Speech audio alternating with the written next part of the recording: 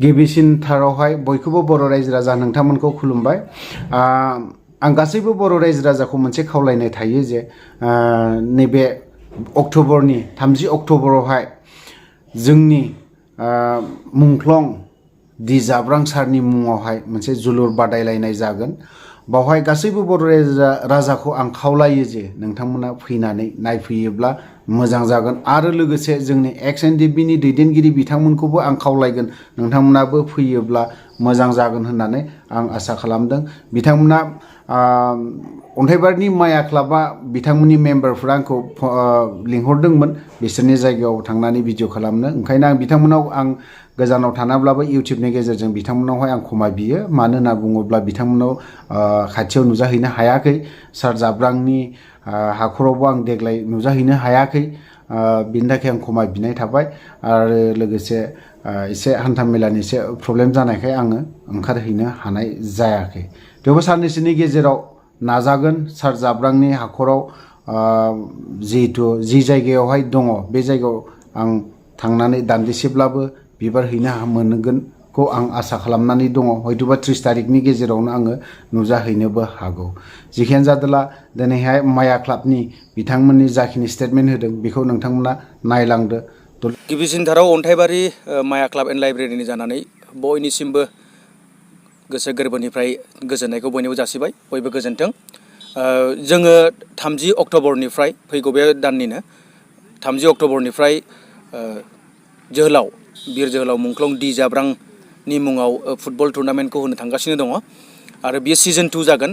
बेयो नैथि खेबनि थाखाय जोङो अन्थाइबारि माया क्लाब एन्ड लाइब्रेरिया होनो थांगासिनो दङ आरो बेयाव गोबां गुबुन गुबुन दाब दाब जायगानिफ्राय जोलुर जोनाय बादायारि हान्जाफ्रा बाहागो लाफैगोन आरो बे बादायलायनाय हान्जानि जागायजेननाया 30 अक्ट'बरनि 1 रिंगानिफ्राय आराम्भ जागायजेननाय जागोन आरो बे जागायजेननाय हाबाफारियाव बे अन्थाइबारि माया क्लाब एन्ड लाइब्रेरिनि जानानै खावलायहरबाय नोंथांमोना लैहोर लैहोर फैनानै जोंनि बे हाबाफारियाव जेन लोगो लाफैयो आरो बर'नि बिर जोहोलाव मुंख्लं D.jabrang फुटबल टुर्नामेन्ट सिजन 2 खौ जेन जाफुंसार खालामफैयो बेनि थाखाय आङो खावलायहरनाय जाबाय।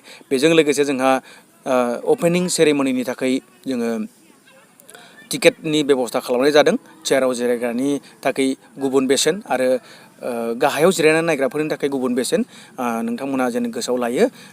जोंनि गेजेराव जोंनि फिल्डआव फैनानै बे हाबाफारियाव बाहागो लानो आरो बे बादायलायनायखौ नायनो थाखाय बिनि सिगां नोंथांमोना टिकेट दाननो नांगोन आरो बेजों लोगोसे जोंनि अपेनिं सेरेमनियाव जोंनि गेजेराव बादायलायनायाव बाहागो लागोन GBFC गसाइगाव आरो बेजों लोगोसे खोरोमदाव स्पर्ट्स क्लाब धालिगाव बिथांमोना बाहागो लागोन आरो बेजों लोगोसे जोंनि गेजेराव बिदिब्ला गासैबो बर' रायजो राजा नोंथांमोना नायबाय जानांगौ नुलांबाय जानांगौ माया क्लाबा दिनै मा मा स्टेटमेन्ट होदों दिनै सोरनि नामाव होदों आरो सोर फैगोन बिथांमोनानो मोजाङै फोरमायबाय होननानै आं सानो। आं गासैबो भिडिअखौ हगारजोबनो हायाखै बिथांमोननिखौ जाखिनि स्टेटमेन्ट होनाय बेखौ गासैखौबो होजोबनो हायाखै। बिथांमोना आइजोफोरनिबो फुटबल खेला सोलिगोन बावहायनो ओमफ्राय बेखौबो आं बे ससेखौ होनाय जायाखै। थ' लोगोफोर आं भिडिअखौ बारा गोलाव खालामनो सानाखै बेखिनियावनो दोनथ'नाय जाबाय। जय बर' हारिनि।